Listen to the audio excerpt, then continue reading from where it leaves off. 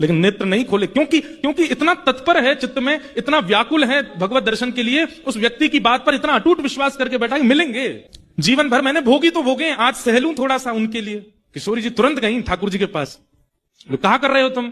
ठाकुर जी बोले, श्री जी ब्यारू कर रहा हूं। बोले, ब्यारू कर रहे हो? वहां वृंदावन में यमुना तट पे एक बेचारो एक वस्त्र में, इतनी जाड़े में, इतनी सर्दी में, यमुना जल में कंठ भर खड़ो है और तुम्हारा नाम पुकार रहे हो और तुम यहां पे ब्यारू कर रहे हो? कृपा करो।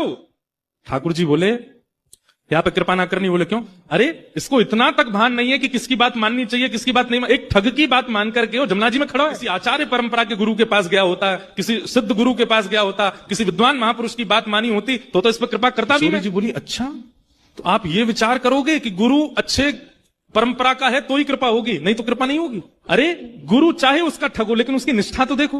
वो अपनी आंखों की पलकें भी नहीं खोल रहा है, इतनी जाड़े में ठिठुर रहा है, उसका निष्ठा तो देखो, उसका विश्वास तो देखो अपने गुरु के प्रति। किशोरी जी बोली, या तो यहाँ पे जाके कृपा करके दर्शन दो, नहीं तो फिर आम पाम 100 साल की कुट्टी, वो तो दूर रही हो। फिर ठाकुर जी बोले, अरे श्री जी ऐसे मैं जा रहा हूं। इतने में ही त्रिभंग लली श्याम सुंदर वेणुनाद करते हुए यमुना तट पर प्रकट हो गए, मधुर मधुर वंशी नाद करने लगे। वेणुनाद सुनकर के वो जो बेचारा भक्त जमुना जी में खड़ा था, बोला, भैया ये वंशी ध्वनि कहां से आ रही है? श्री कृष्ण गोविंद हरे मुरारी हे नाथ नारायण वंशी ध्वनि कहां से आ रही है? ठाकुर जी बोले, अरे मैं खड़ा हूं तेरे आगे। बोले, कौन मैं?